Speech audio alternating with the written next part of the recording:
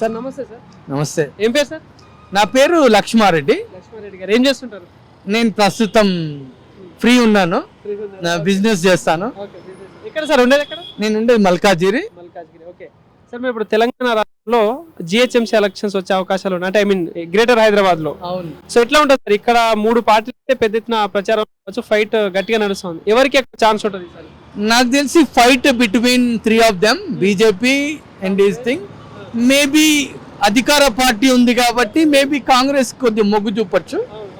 So నేను అనుకుంటున్నాను Congress may come up అని అనుకుంటున్నాను. దానికి సెకండ్ ప్లేస్ లో మేబీ బీజేపీ ఉండొచ్చు.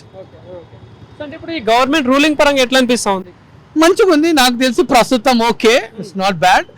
బట్ ఐ థింక్ ఇక మళ్ళీ 3 ఏళ్లలో ఇంకా ఎలా చేస్తారో దాన్ని బట్టి ప్రభుత్వం అనేది ముందుకు తెలుస్తుంది. పోతుందా ఈ 3 ఏళ్లలో వీళ్ళు చేసే పథకాలను బట్టి ప్రస్తుతానికి నా ఉద్దేశంలో ఓకే. ఈ హైడ్రా కానీ ఇలాంటివి మంచి పబ్లిక్ కి అవేర్నెస్ వచ్చింది, బాగుంది. అంటే ఇప్పుడు హైడ్రా వల్ల కొంతమంది ఇబ్బంది కూడా పడుతున్నారు కదా. అది అయితే ఉంది. బట్ మెయిన్ ఫోకస్ ఏంటంటే ఎక్కడైతే కబ్జాలు చేస్తున్నారో చెరువు దగ్గర, అలా కబ్జా చేసే వాళ్ళను డెఫినెట్లీ వాళ్ళని తీసేయాలనే నా ఉద్దేశం. సో ఇంకోటి కేంద్రంలో బీజేపీ గవర్నమెంట్ ఉంది కాబట్టి సో ఏంటి ఎట్లా అనిపిస్తా ఉంది? బాగుంది. బీజేపీ గవర్నమెంట్ ఈజ్ గుడ్, దాని ఏం లేదు. Modi is doing very well, so దాంట్లో ఏం ప్రాబ్లం లేదు. బట్ ఈ ఎస్ఐఆర్ ఏదైతే తీసుకొచ్చారో వీళ్ళు ఏంటంటే దీన్ని ఆధార్కి లింక్ చేసి ఉంటే చాలా బాగుండేది. ఎందుకంటే ఈ ఆధారు ఓటు అనేది లింక్ చేస్తే డెఫినెట్లీ అప్పటికి ఆంధ్రోడు ఎవడున్నాడు ఇక్కడ, తెలంగాణ ఎవడో తెలిసేది. ఇప్పుడు ఏమంటే డ్యూయల్ ఓటుకి చాలా మటుకి ప్రాసెస్ లో లేదు అని నా ఉద్దేశం.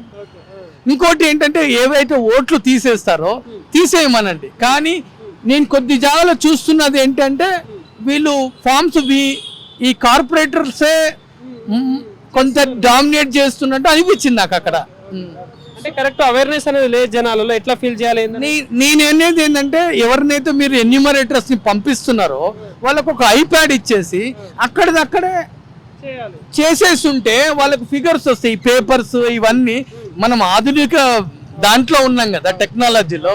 ఇంకా పేపర్ తీసుకుపోయి ఫిల్అప్ చేసి అక్కడే సంతకం తీసుకోండి ఐప్యాడ్ లో, ఇమీడియట్లీ అక్కడ ఉన్న ఓటర్ని తీసేయాలా పెట్టేయాలా డెసిషన్ తీసుకోవాలి. ఆ తర్వాత దానికి ప్రూఫ్స్ అక్కడే ఫోటో తీసుకోవాలా, అయిపోతుంది.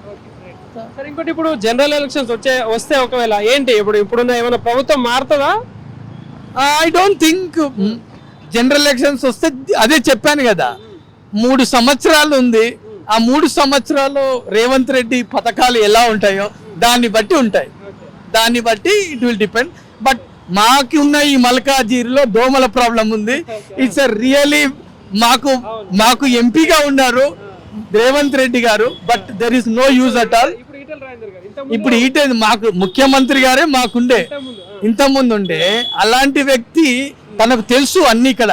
కానీ మేము అభ్యర్థించేది ఏంటంటే ఆ దోమలని తీసేయాలి అనేది ఆయనకు మేము ఇది చేస్తున్నాము, ప్రైజ్ చేస్తున్నాము అతనికి. లోకల్ ఎమ్మెల్యే ఉంటారు కదా.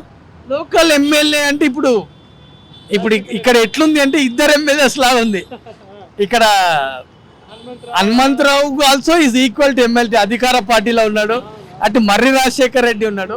బట్ ఇద్దరు కలిసి నాకు తెలిసి ఆ దోమలది మెయిన్ ప్రాబ్లం ఉంది.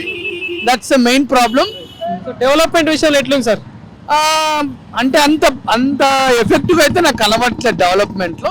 But I think Revanth Reddy ఈ చెరువులను మంచిగా డిజైన్ చేయడం అది బాగా నచ్చింది. ఎందుకంటే ఇన్ ఫ్యూచర్లో చెరువు లేదు. మాకు మల్కాజిగిరిలో వాటర్ సోర్సెస్ కొద్దిగా ఉంటుంది. ఇంకోటి ఏంటంటే మాకు మల్కాజిగిరిలో ప్రాబ్లం ఏంటంటే మాకు వాకింగ్ చేసుకోవడానికి అసలు పార్కు లేదు, జాగా లేదు.